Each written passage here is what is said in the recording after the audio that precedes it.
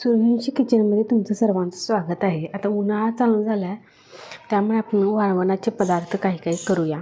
त्यासाठी आपण आज पहिला बनवणार आहे साबुदाणा बटाटा चकली. त्यासाठी मी ते पावशेर शाबू घेतलेला आहे.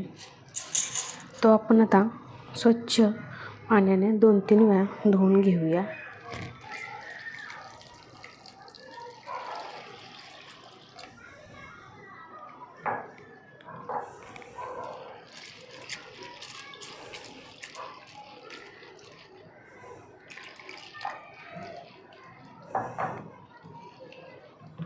साबुदाणा धुवून घेतला की म्हणजे त्यातली जर काही घाण वगैरे असेल ते असे निघून जाते.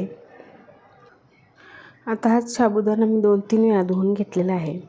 हा साबुदाणा पावशेर म्हणजे 8 टोपाने मोजलं तर अर्धा टोप एवढं साबुदाणा आहे. त्यासाठी आता शाबू भिजण्यासाठी मी ते पाणी ओतणार आहे. हे पाणी साबुदाण्याच्या वरती अर्धा इंच होईल एवढंच पाणी ओतून घ्यायचं. थोडंसं साबुदाणा आपला पूर्ण असं पाण्यामध्ये बुडायला पाहिजे आणि थोडंसं अर्धा इंच पाणी वर ठेवायचं. आणि आता हा साबुदाणा मी 5 ते 6 तास भिजत ठेवणार आहे. आता 6 तास शाबू आपला छान भिजलेला आहे, एकदम मऊ झालेला आहे. आता काय करायचं, हा आता शाबू माझा अर्धा पातेला होता, तर शाबूला 1 पातेलं पाणी गरम करत ठेवायचं.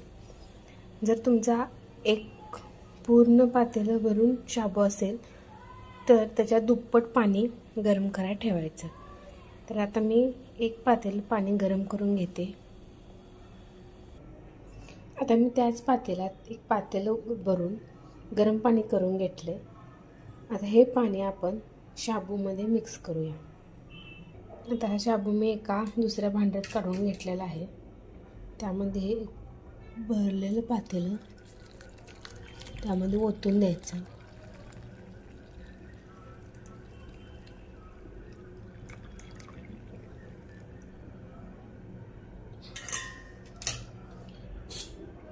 थोडंसं याला हलवून घ्यायचं.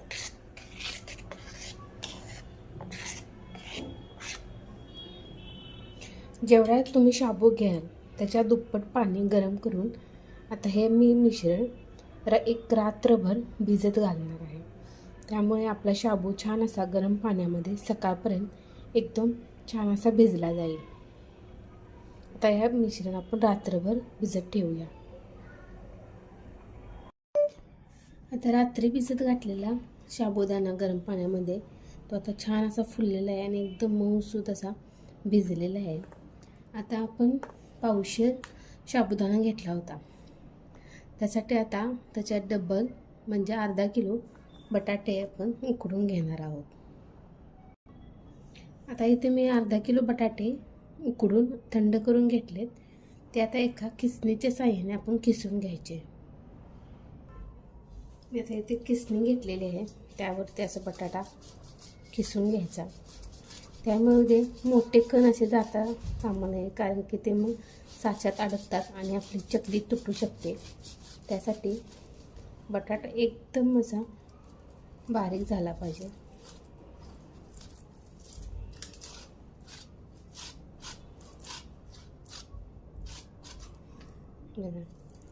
पूर्ण असं बारीक बटाटा झाला पाहिजे. तर आपण उरलेले सगळे बटाटे अर्धा किलो बटाटे किसून घेऊयात. आता इथे मी अर्धा किलो बटाटा बारीक करून घेतलेला आहे किसणीच्या साहाय्याने. आता जो आपला साबुदाणा आहे तो यामध्ये टाकून घ्यायचा.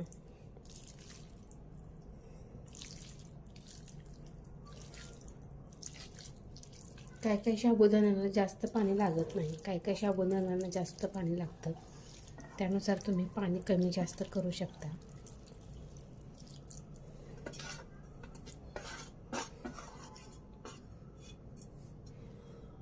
तर यामध्ये चवीनुसार मीठ टाकून घ्यायचं.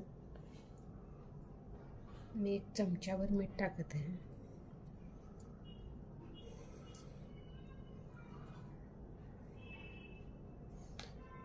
आणि यामध्ये तुम्ही लाल तिखट टाकू शकता किंवा मी इथे एक 7-8 हिरव्या मिरच्या बारीक करून घेतले ते टाकत आहे.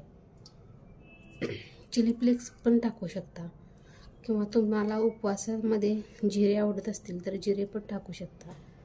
इथे फक्त हिरवी मिरची बारीक करून घेतलेली आहे. आता हे सगळं मिश्रण आपण एकत्र करून घ्यायचं.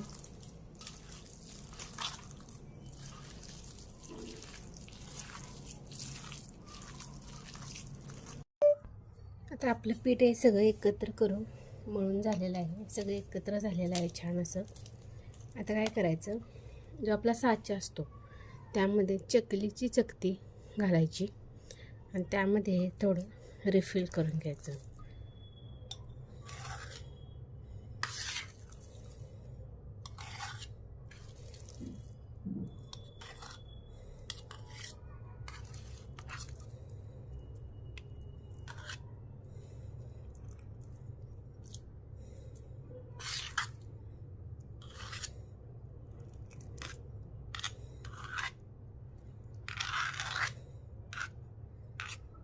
असं भरून घ्यायचं.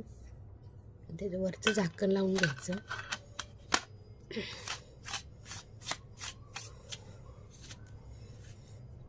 आता आपण ह्याच्या चकल्या पाडूया.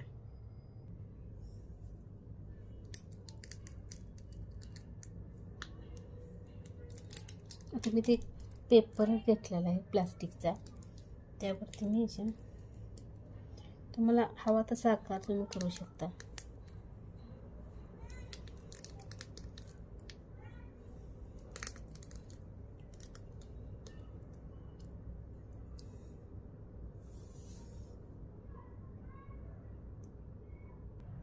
आता सगळ्या चकल्या आपण पाडून झालेल्या आहेत. आता ह्या आपण उन्हामध्ये 2 ते 3 दिवस कडकडीत उन्हामध्ये सुकवून घेणार आहोत.